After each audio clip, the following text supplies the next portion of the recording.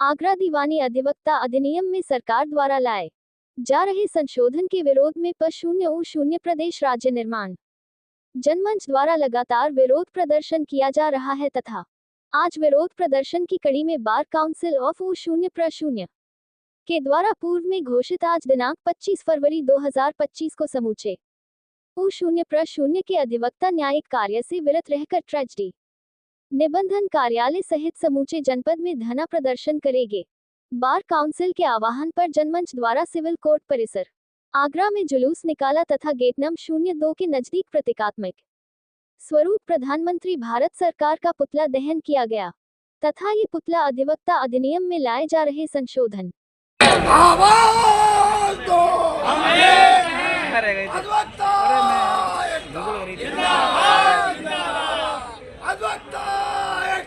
जिंदाबाद जिंदाबाद जो हमसे टकराएगा चूर चूर हो जाएगा, जो हमसे टकराएगा चूर चूर हो जाएगा, जो हमसे टकराएगा चूर चूर हो जाएगा। आवाज दो काला बिल वापस लो, काला बिल वापस लो, काला बिल वापस लो, ताली बजा के जोर से काला बिल वापस लो, काला बिल वापस लो, काला बिल वापस लो, काला बिल वापस लो, काला बिल वापस लो, काला बिल वापस लो, काला बिल वापस लो, काला बिल वापस लो, काला बिल वापस लो। सर, किस तरह से प्रदर्शन किया गया है? जो अधिवक्ताओं के विरोध अधिवक्ता अधिनियम में संशोधन का विधेयक लाया जा रहा था, जिसे लेकर के समूचे देश के अंदर विरोध प्रदर्शन चल रहा है। अधिवक्ताओं के अधिकारों को खत्म करने का कुचक्र चला जा रहा है। अरे इस देश में आजादी से लेकर के आज तक हर विषय पर अधिवक्ता ने मुखर होकर के आवाज उठाई और देश को आजादी दिलाई। हमने मांगा क्या था? हमने मांगी थी बेंच, थमा दिया हमें ये बिल। मांगा था प्रोटेक्शन एक्ट, थमा दिया ये बिल। मांगे थे हमने अधिवक्ताओं के अधिकार के, अधिवक्ताओं के बीमा इंश्योरेंस होना चाहिए, पेंशन होनी चाहिए। दिया क्या? ये बिल बिल बिल बिल। इस काले बिल को जब तक वापस नहीं होगा तब तक समूचे उत्तर प्रदेश में आंदोलन जारी रहेगा। और आपके मार्फत मैं ये बता दूं, सरकार ने अभी इस बिल को रोका है। अभी ये कहीं इस पर नहीं है इस बिल को रद्द किया जा रहा हो। अगर ये बिल आया तो भारत बंद होगा, भारत बंद होगा, भारत बंद होगा। इसके विरोध में हम किसी भी कीमत पर इसे वीरेंद्र फौजदार एडवोकेट।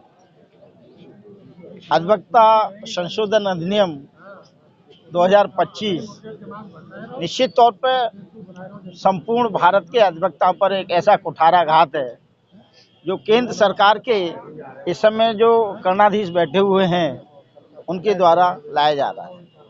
अधिवक्ताओं को प्रोटेक्शन की जरूरत है, अधिवक्ताओं को स्वास्थ्य बीमाओं की जरूरत है, अधिवक्ताओं को अपनी सुरक्षा की जरूरत है।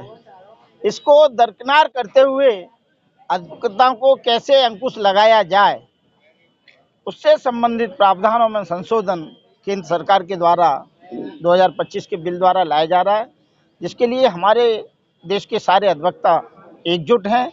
किसी भी कीमत पर इस तरह के बिल से जो अधिवक्ताओं के हितों को, अधिवक्ताओं की कुशलता को, अधिवक्ताओं पर किसी भी तरह की क्षतिपूर्ति लगाने की जो कोशिश की रही है उसको लागू नहीं होने दिया जाएगा।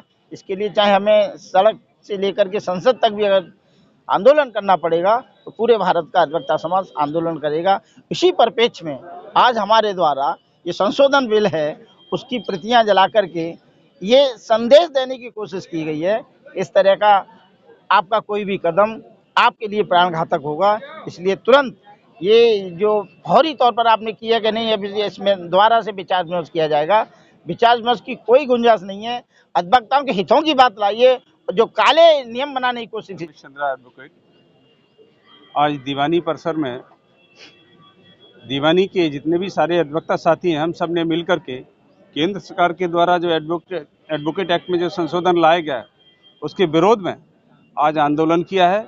जिस तरह से केंद्र सरकार सारी संवैधानिक संस्थाओं पर कब्जा करके हर विभाग को अपने कब्जे में करने का प्रयास कर रही है, उसी प्रकार अधिवक्ता जिसने आज़ादी से लेकर के आज तक हमेशा जनता के हित के लिए कार्य किया, देश के लिए कार्य किया, वादकारियों को न्याय दिलाने का कार्य किया, उनको रोकने के लिए और अधिवक्ताओं पर अंकुश लगाने के लिए जिस तरह से अमेंडमेंट करके प्रावधान लाए जा रहे हैं, उसके विरोध में हम लोग आज सारे अधिवक्ता एकत्रित हुए।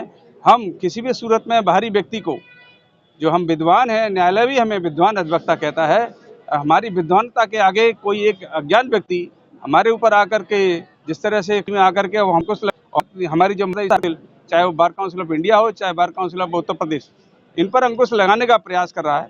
इसलिए हम अपनी मातृ संस्था पर आने वाली आंच को और हमारे हितों पर आने वाली आंच को रोकने के लिए और इस जो कानून में जो संशोधन किया गया उसका विरोध करने के लिए आज सारे अधिवक्ता एकत्रित हुए हैं।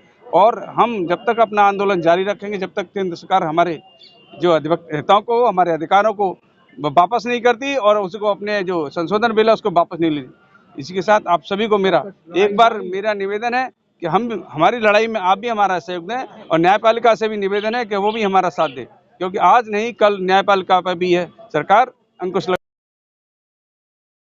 महेश बघेल एडवोकेट। मैं तो खुश होना चाहिए, इसलिए तो कहा ये जो ये बिल जलाया गया उसके बारे में बताइए। ये बिल इसलिए जलाया गया है कि केंद्र सरकार के कुछ लोगों ने अज्ञानतावश लोकतंत्र की हत्या की है, संविधान के मूल अधिकारों में भी हत्या की है, क्योंकि अधिवक्ताओं के मूल अधिकार हैं कि अधिवक्ता अपने मुवक्किल की लड़ाई लड़ेगा।